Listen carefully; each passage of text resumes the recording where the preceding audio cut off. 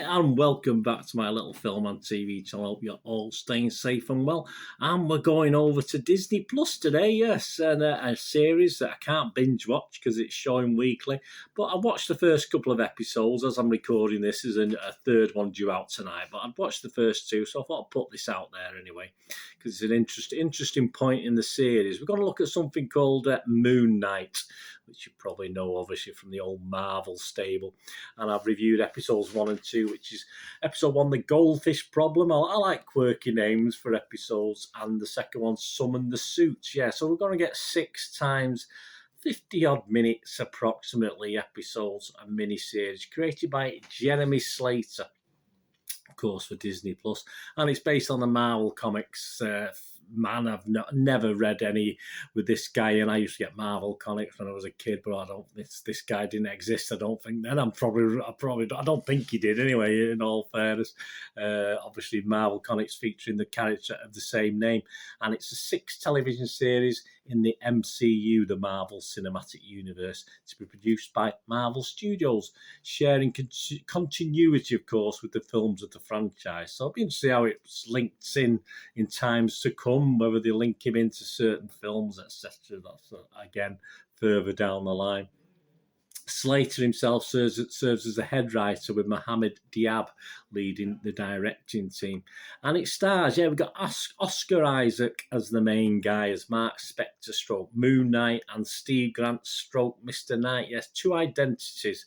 Yeah, it's a disorder. I think it is a disorder in real life. DID, dissociative identity disorder. That's what they call it. So, yeah, he stars as 4 men, but himself, if you know what I mean. And it also stars May Kalamawi, Karim El Hakim, F. Murray Abraham, Ethan Hawke, Anne Akinjerin, David Ganley, Khalid Abdallah, and Gaspard Ulel, also starring alongside Oscar Isaac. As I said, my main emphasis was Oscar Isaac. I thought he was the key to me, whether I liked or enjoyed this, which we'll talk about in a little bit. And of course, the series follows this guy, Stephen Grant, who obviously got other personalities, I've just told you there. A mild-mannered gift shop employee at is it the British Museum? I think it is the British Museum. He becomes plagued with blackouts and memories of another life. Stephen discovers he has dissociative identity disorder. Yeah, he sort of changed his ankles to the bed so he don't get out at night, but you find that out early on. He shares a body with mercenary Mark Spector. As Steve and Mark's enemies converge upon them, they must navigate their complex identities while thrust into a deadly mystery among the powerful gods of Egypt. Yes, I'm sure all the gods will appear as this thing moves on. It premiered on March the 30th, 2022, and will finish its run on May the 4th. Is it any good? Well, these scores and comments are as at 1 p.m. UK time on the 13th of April 2022. Rotten Tomatoes, very likeable. They like it. 87% approval rating. Its average is 7.35, so that's not bad, is it? That's the critics. 136 reviews. And the consensus, its entertainment value may wax and wane a bit. I think it does. Well, certainly the 2 episodes I've seen. But Moon Knight ultimately settles into a mostly enjoyable and refreshingly weird spot in the MCU firmament. Yes, firmament. There's a good word. So, I have to assume most of those critics have seen all, if not most, of the episodes. So I have to sort of abide by that. Metacritic, they use the similar sort of average, and they got 69 out of 100, so not quite as high, but not too bad. That's based on 27 critics, and it's got 19 positive and 8 mixed with no negative. So again, still good, and it scored anywhere between 40 out of 100 and 100 out of 100. There's quite a few 100 out of 100s. We'll go on to that in IMDB as well. But a few hundreds out of hundreds, which I don't know where you get that from. TV Guide's Liam Matthews, the TV Guide, he scored it 46 out of 100. He wasn't overly impressed, and he goes on to say, I think he's watched the first 3 quarters of this 6-episode season is a vague story that takes a long time to go nowhere, he says. There's not enough character for a character study and not a clear enough plot for a satisfying thriller. Yeah, interesting for me, especially when I've only watched 2 episodes, and it's not boding well for what I want to see out of the series either. But there are exceptions. As I said, some people give it 10 out of 10, 100 out of 100. Daily Beast Nick Shager, he gave it 70, so I thought that was a more reasonable score. Let's see what he said.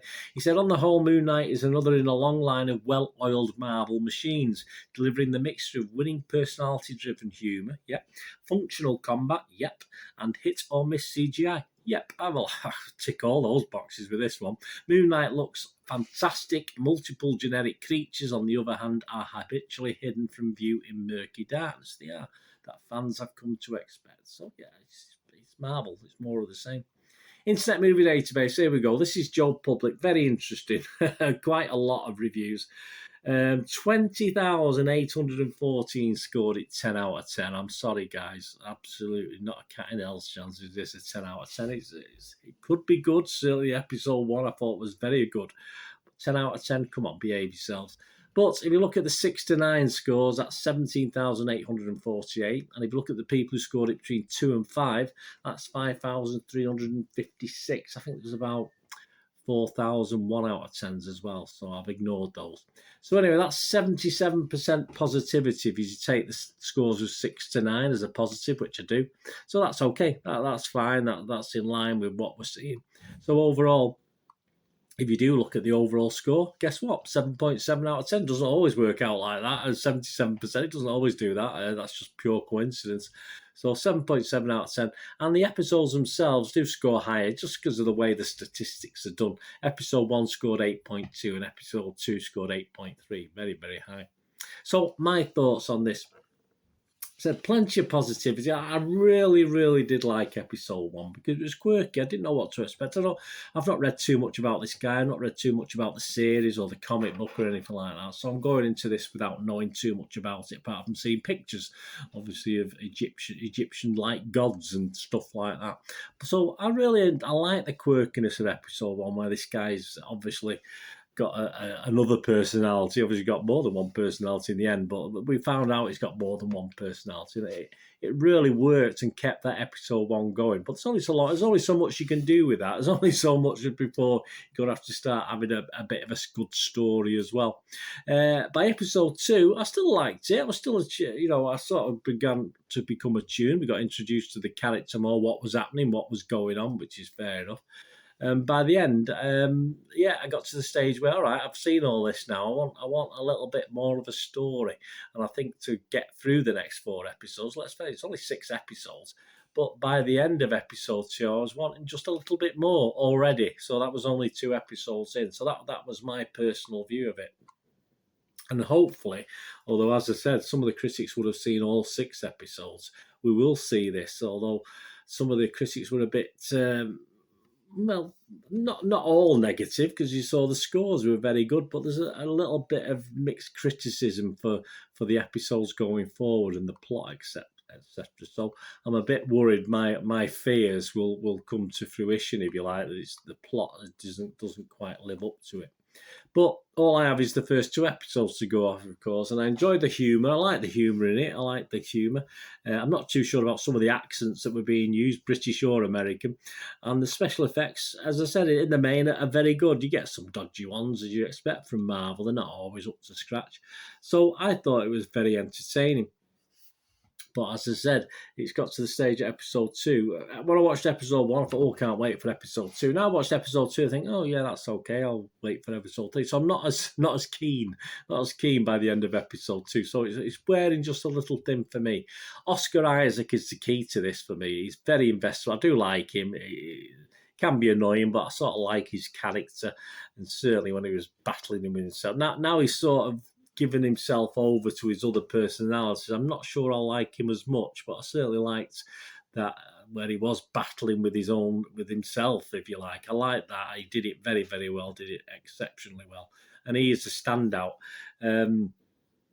As I said, so it's going to need more of a plot to sort of get this sort of interest to me now, because I think we're going to see less of that, obviously, fight between himself, if you like, which we've seen in other things as well with DC and Marvel, haven't we?